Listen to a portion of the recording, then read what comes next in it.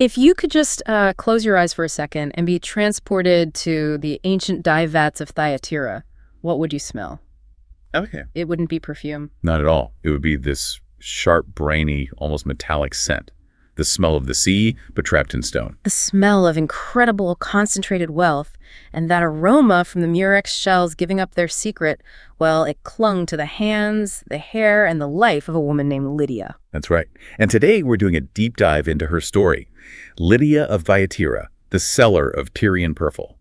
She was a merchant, and so successful that her independent business actually became the foundation for the very first Christian community in Europe. It's fascinating because the source material we've compiled lets us see how her background in, high-stakes commerce, when it's combined with this profound spiritual awakening, created a whole new kind of power structure. Right. It wasn't centered on Roman coin or who your father was. It was centered on community, on enterprise, and on a faith that was, well, quite literally designed to endure. So our mission today is to dissect those sources and really reveal how this businesswoman leveraged what was arguably the most expensive commodity in the ancient world. And how she transformed that economic success into enduring spiritual capital. Okay, let's get into it. Let's unpack this financial and spiritual ledger. Lydia's story starts in Thyatira, which, for context, is in modern-day Turkey. And this wasn't just any city. No, it was famous for its industrial trade guilds. You had the dyers, the weavers, the tanners. Its location, right on these major Roman trade routes in Asia Minor, made it an absolute textile powerhouse. And her wealth wasn't just about volume, was it? It was built on the scarcity of a specific color. We're talking about purple. And not just any purple. The true Tyrian purple dye was extraordinarily difficult and expensive to produce. You had to import the murex shells all the way from Phoenicia, hundreds of miles away. Okay, let's pause on the murex shells for a second. We all hear it was expensive, but why? What does that process even look like? Because the word dye makes it sound, I don't know, simple. It was anything but simple. That's where the massive profit margin came from. To produce just 1 single pound of the Tyrian dye, you needed to crush or extract the secretion from tens of thousands of those tiny murex sea snails. Tens of thousands. The effort, the shipping, the labor, and the specialized knowledge needed to get the dye to actually stick to the fabric. It all made it prohibitively expensive. So we're talking about a luxury item reserved for, what, emperors, senators, the absolute top tier of society. A single robe could cost as much as a small villa. Precisely. And this is why the sources mention the local competition. There was a cheaper crimson purple dye made from the local madder root, but it wasn't the same. It didn't have the same status. Not even close. And Lydia dealt in both, but her real reputation and her wealth came from mastering the imported true royal purple. Which brings us to her upbringing. Her father, Tobias, was a quiet Jewish man, and he instilled these key lessons that seem to have defined her entire career. The first one was that work and worship were not enemies, that your ethics in the marketplace mattered. Second, truth hides until the light finds it. And finally, maybe most importantly for her business, the honest weight honors God. And in a system where haggling and, let's be honest, deceit were common, that reputation for honest weights must have been like financial collateral. It was everything, is how she built trust. But she wasn't content to just stay local. She was ambitious. She wanted to follow the purple to where the real money was, which meant crossing the Aegean Sea. And that's where Theon comes in. She marries Theon, a Macedonian merchant. This wasn't just romance. It was a strategic move, right? It planted her right in Philippi, on the European side of the empire. It was. But before they leave Asia Minor, the sources note this really vital detail about her family.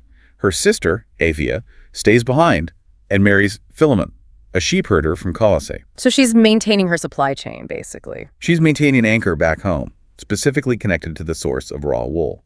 It's a smart family tie that sets the stage for something much bigger down the road. Okay, so let's go to Philippi. They arrive in Macedonia, and our source material notes that this was a place where the empire felt heavier.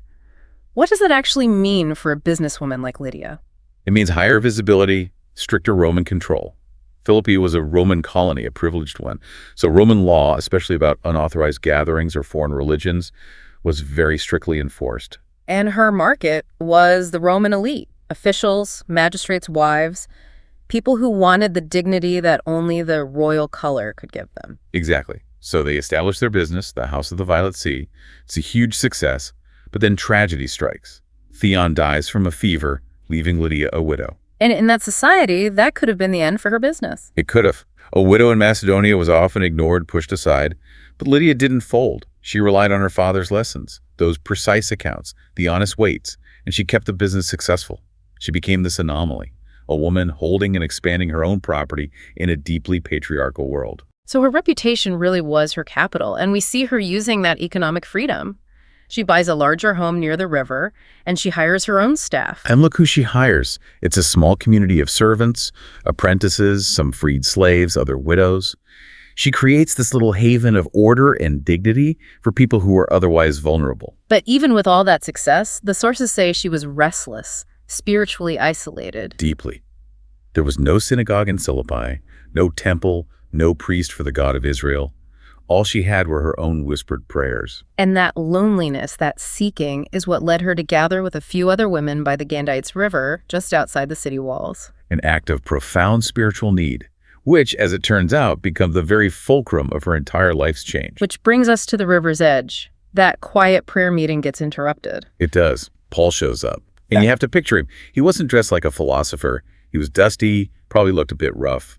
But the sources say there was something about his eyes, like they had seen glory and somehow survived it. And he speaks to this small, marginalized group of women about Jesus of Nazareth. The message is described as raw and alive. Right. This wasn't some abstract philosophy. It was a testimony. He told them about the light that struck him down on the road to Damascus. It was a message of mercy so vast, it could just rewrite her whole life. And this is where that central metaphor of her life's work just clicks into place. The source quotes her reflection. The Lord opened my heart.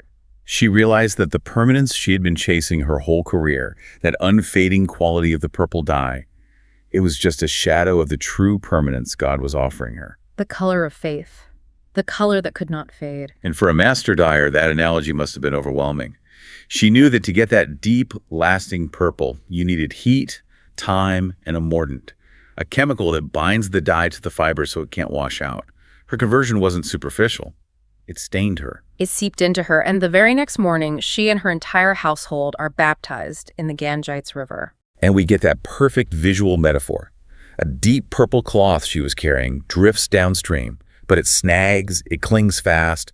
It's an image of how faith just, seeps into you, stains you through and through. She immediately transitions from a seller of purple to a keeper of the way. And her first act is just radical hospitality.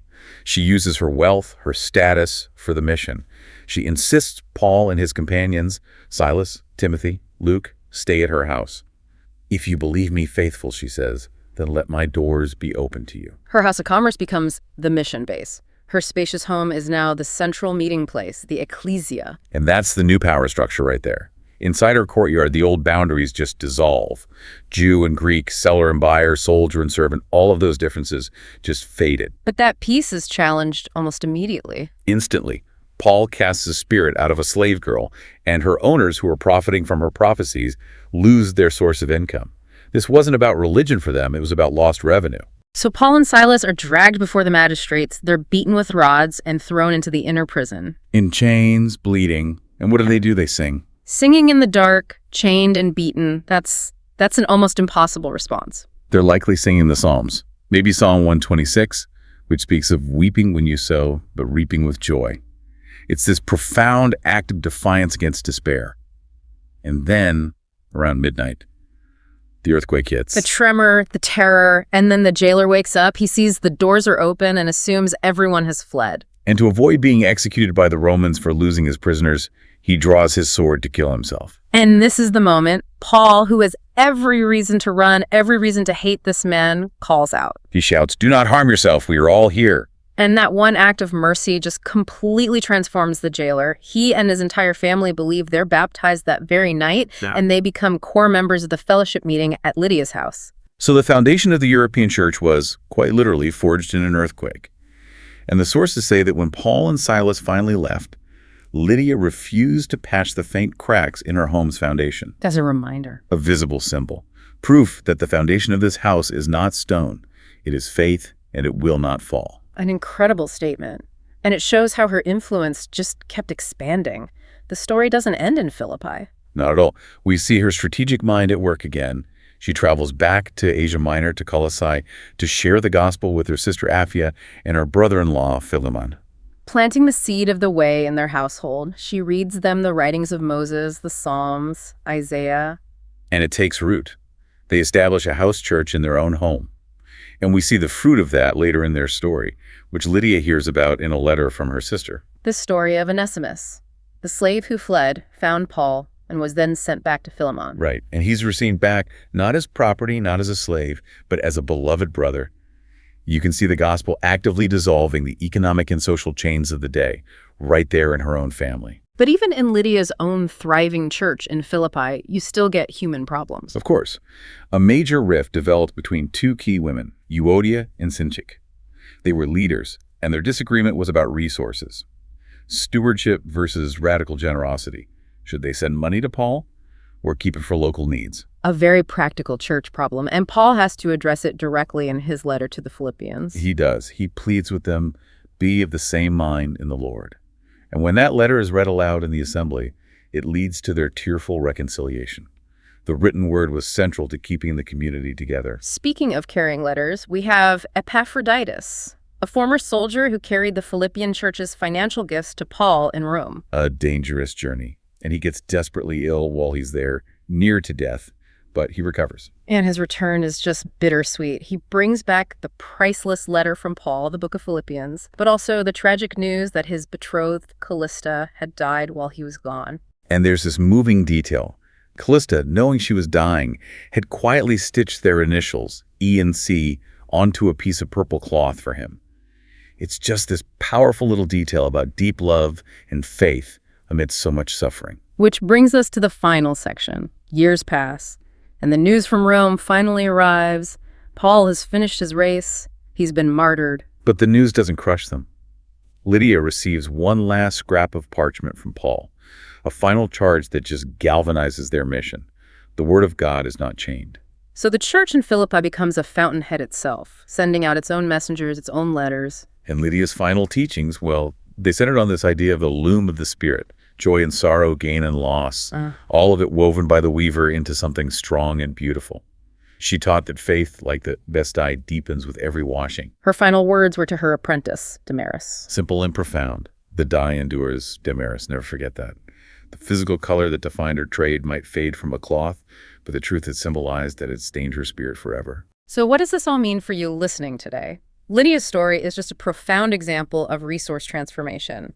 Her wealth, built on Roman commerce, once used for status, was completely repurposed for community and mission. Her entrepreneurial spirit translated directly into spiritual boldness.